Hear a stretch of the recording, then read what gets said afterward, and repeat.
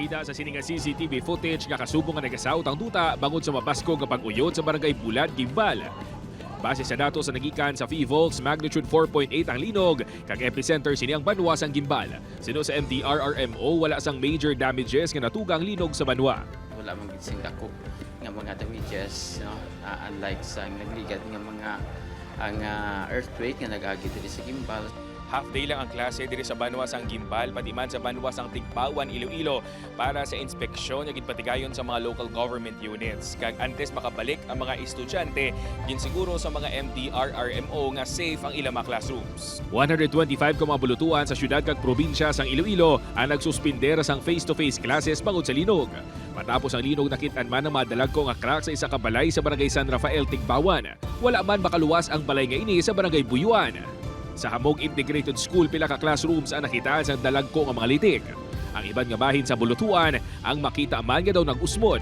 So far, no, so good man kay wala man gid kita reported nga may nasamaran, pero may mga ara kita reported nga may mga crack, no, sa mga panimalay, sa eskwelahan, no, even sa barangay hall kag sa daycare center, which is nasubong nga ongoing gyapon ang aton nga assessment. Pero aligmat lang kami anay kay way kita sang iba nga classroom nga pwede gamiton.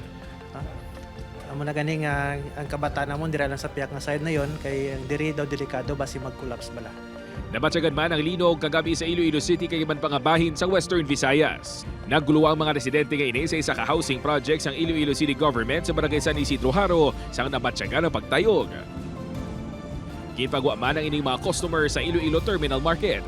Base sa rapid structural assessments ang Iloilo City LGU sa mga establishmento sa syudad, wala sa mga dalagko nga halit nga nakitaan.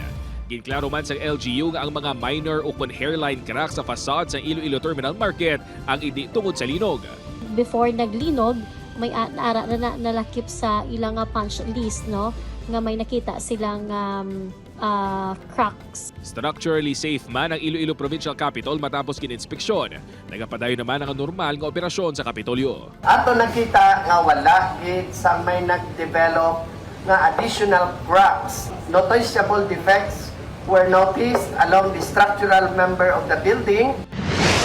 Bangod linibo ka mga student athlete kag coaches ang napahamtang sa mga eskwelahan sa Bacolod City sa nagapadayon nga Nira Amit.